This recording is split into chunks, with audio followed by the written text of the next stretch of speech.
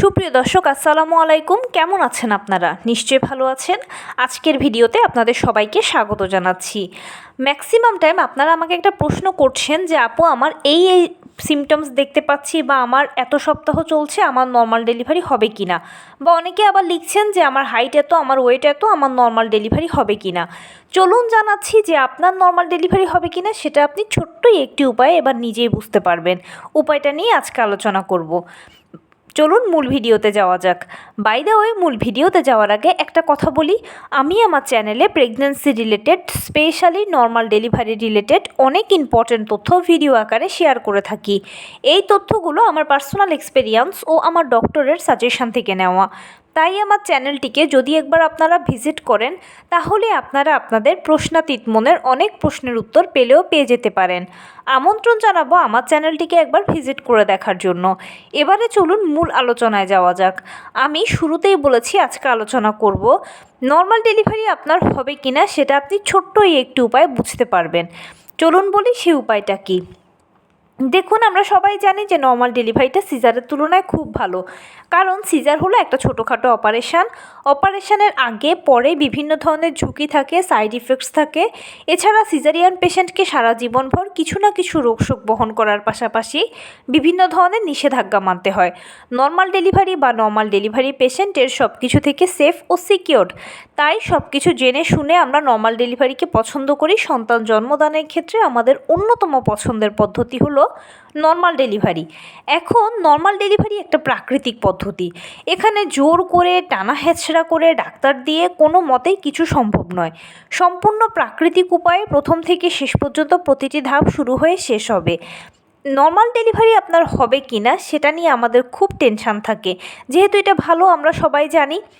এখন কিভাবে বুঝবেন যে আপনার ডেলিভারি নর্মালে হবে না সিজারে হবে, সেটা বোঝার সবচেয়ে সহজ উপায় হচ্ছে নবম মাস বা 36 সপ্তাহে যখনই পড়বেন তখনই সর্বশেষ চেক আপটা করিয়ে নেবেন। আপনারা নিশ্চয়ই আমার ভিডিওগুলো থেকে ইতিমধ্যেই জেনে গেছেন যে প্রেগন্যান্সি পিরিয়ডে 4বার চেক আপ করা হয়। কোন 4বার? প্রথম কনসিভ করার পরে একবার, 5 মাসে একবার, 7 মাসে একবার, 9 মাসে একবার। তাই হিসেব মতো 9 মাসের চেক আপটা হচ্ছে সর্বশেষ চেক আপ। এই চেক আপে যদি দেখেন যে রিপোর্টসে সব ঠিকঠাক এসেছে, মানে বাচ্চার পানি, পজিশান, প্লাসেন্টা, ওজন সব কিছু ঠিক আছে, মায়েরও সার্বিক সুস্থতা, বাচ্চাও সার্বিকভাবে সুস্থ আছে, মায়ের হিমোগ্লোবিন, মায়ের ব্লাড প্রেশার, ডায়াবেটিস সব কিছুর লেভেল যখন ঠিকঠাক থাকে, এক কথায় মা ও বাচ্চার সব রিপোর্টস যখন ভালো আসবে, তখন ধরে নেবেন যে ইনশাল্লাহ ডেলিভারিটা নর্মালেই হবে। তাই আপনিও সাপোর্টিভ, আপনার বাচ্চাও সাপোর্টিভ নর্মাল ডেলিভারির জন্য। এখন যাদের এর বিপরীত হয়, যেমন ধরুন মায়ের হয়তো হাই ব্লাড প্রেশারের সমস্যা দেখা দিয়েছে, অথবা মায়ের অন্য কোনো জটিল রোগ দেখা দিয়েছে, ডায়াবেটিসের মতো রোগগুলো দেখা দিয়েছে, তাছাড়াও রক্তের হিমোগ্লোবিন খুবই কম, যেটা একদম মিনিমাম, সেটার থেকেও ভীষণ কম, মা সার্বিকভাবে দুর্বল আছেন, সাপোর্ট দিতে পারছেন না।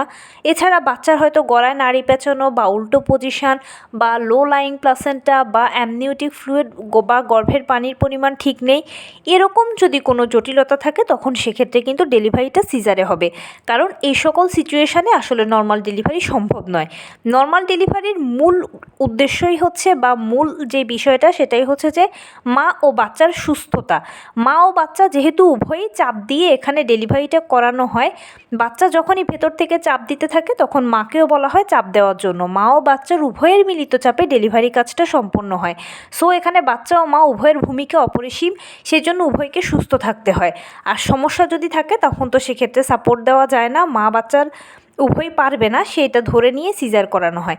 তাই আপনারা যদি সর্বশেষ চেক আপটা করে থাকেন তাহলে দেখুন আপনার রিপোর্টসে সব ঠিক আছে কি না। যদি ঠিক থাকে তাহলে ডেলিভারি নর্মালে হবে, আর যদি জটিলতা থাকে তাহলে কিন্তু সিজার লাগবে।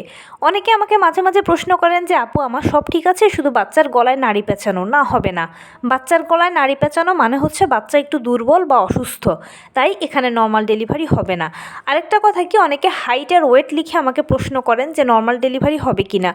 নর্মাল ডেলিভারি হাইট, ওয়েট কোনো কিছুর উপরেই নির্ভর করে না। আমি একটু আগেই বলে এসেছি এটা সম্পূর্ণ নির্ভর করে মায়ের সার্বিক সুস্থতা ও বাচ্চার সার্বিক সুস্থতার উপরে। আর যারা আলট্রাসোনোগ্রাম বা সর্বশেষ চেক আপটা এখনও করাননি তারা করিয়ে ফেলুন। করার পরে আপনিই কনফার্ম হবেন যে আপনার নর্মাল ডেলিভারি হবে না সিজার লাগবে। যদি সিজারের প্রয়োজন হয় তাহলে ডাক্তারের সাথে যোগাযোগ করে নেবেন। ডাক্তারই বলে দেবে যে অমুক দিনের অমুক তারিখে সিজার হবে।